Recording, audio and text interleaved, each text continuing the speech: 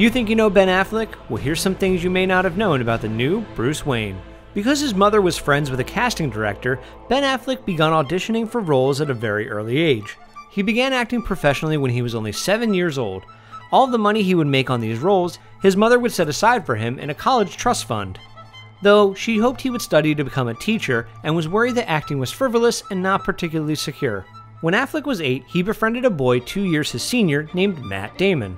They both attended Cambridge Alternative Public School and became even closer when they began attending high school. They were described as having identical interests and would often meet during lunch breaks to talk about how they would both become actors. During summer vacations, they would work on construction sites and in movie theaters as ushers, pooling their money in a joint bank account. They would travel to New York for acting auditions. In the very early years of their acting careers, they even lived together in New York and Los Angeles as well. After Damon went to Harvard University, Affleck attended University of Vermont to study Spanish, but left only months later due to a fractured hip. He then moved to Los Angeles and studied Middle Eastern Studies for a year and a half.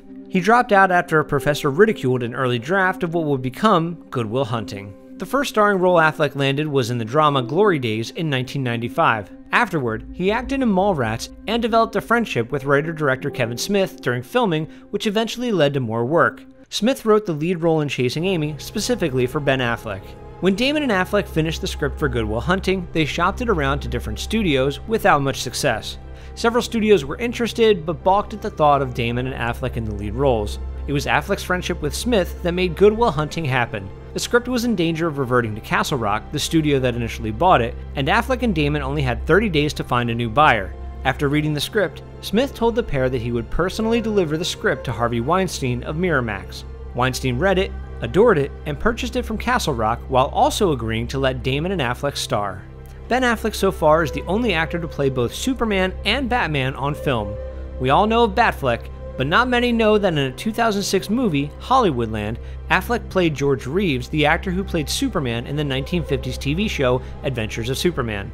For the part, he had to dress up like the Man of Steel. Ironically enough, Diane Lane, the actress who plays Affleck's love interest in Hollywoodland, now plays Martha Kent, Superman's mother, in Batman vs. Superman. At the age of 25, Affleck was the youngest person ever to win an Oscar for Best Original Screenplay. However, after this massive success, it was 15 years later that he was again nominated and won Best Picture for his film, Argo. Another thing Affleck is surprisingly good at is his capacity for impressions. Usually while on set, he chooses a co-star to study and imitate. For example, on the set of Sum of All Fears, he studied Morgan Freeman. After he felt comfortable with the quality of his impression, he showed it to Freeman, who promptly told him, quote, "You ever do that again, I'll kill you." Ben Affleck was named after a family friend that was a Holocaust survivor. His full name is Benjamin Giza Affleck Bold. The name is Hungarian and roughly means to be noticed and admired. And here's a bonus one. When it came to Gone Girl, Ben Affleck single-handedly shut down the entire production over a simple hat. The hat in question was a Yankees hat, his character was supposed to wear it, and Affleck staunchly refused David Fincher's request that he wear the reviled hat in a scene. Ben Affleck is a die-hard Boston Red Sox fan. Affleck told the New York Times, quote, "I said, David, I love you, I would do anything for you, but I will not wear a Yankees hat. I just can't. I can't wear it because it's going to become a thing, David. I will never hear the end of it. I can't do it, and I couldn't put it on my head." Production stalled for 4 days before an agreement was reached, a Mets hat. That's it for this episode of You Think You Know Movies. Make sure to subscribe, like us on Facebook, follow us on Twitter, and get the latest movie and TV news on ScreenCrush.com.